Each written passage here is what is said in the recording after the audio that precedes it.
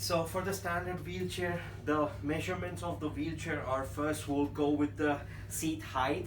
Seat height should be too high if it is the high level injury like a cervical spine fractures, the quadriplegics. The seat height will be low when the less stability is needed, like a lumbar spine injury. Okay, coming back to the armrest, when a patient sits in the wheelchair, it should not be too high. The elbow should be flexed about 90 degrees. If it's not too high, then the patient will have shoulder problems. Should not be too low. Okay, coming back to the seat width, it is very important measurement about any wheelchair. A therapist should place like 3 fingers or fist between the trochanters of a patient. Like, let's say if a patient sits, it should not be too tight, otherwise it compress and lead to pressure ulcers. It should not be too wide, otherwise patient have problems propelling the wheelchair, going out of the doors, restrooms, and difficulty in transfers from wheelchair to bed to wheelchair. Coming back to the seat length, it should not be too long. If it's too long, it compresses the popliteal fossa, leads to vascular problems, and it should lead to pelvic rotations. If it's too high, the pelvic will rotate posteriorly.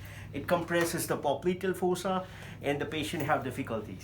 It should not be too low. Then again, there is a problem with the propelling.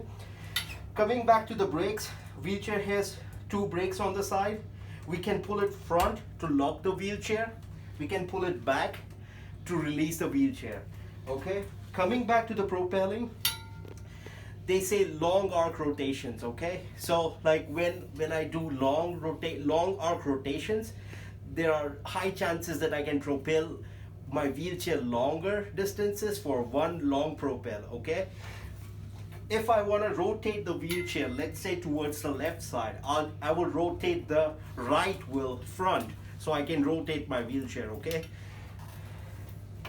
Coming back to the footrest.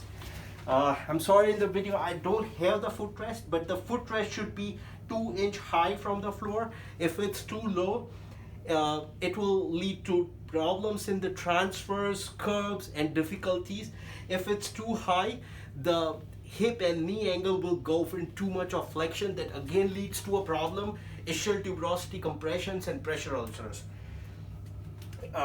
Footrest should be at approximate height where the ankle should be flexed 90 degrees in a neutral position.